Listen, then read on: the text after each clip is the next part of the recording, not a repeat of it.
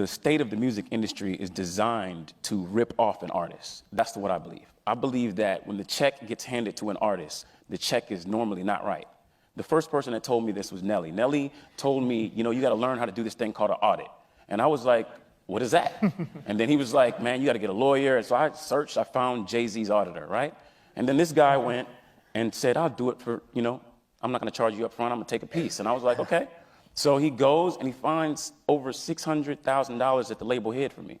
So I was like, wait a second.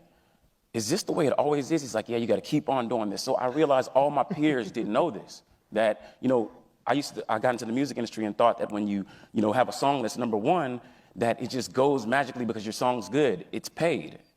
Like, payola is not supposed to be like a thing, but it's real. Like, I had to pay a lot of money to get my record to #1. And I started looking at the music industry differently, and all of my peers, I started focusing more on equity.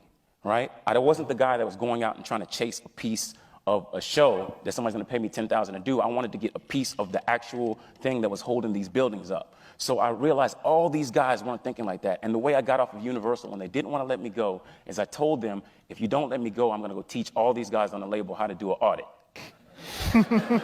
And they let me go because of that. They didn't want to pay all that money.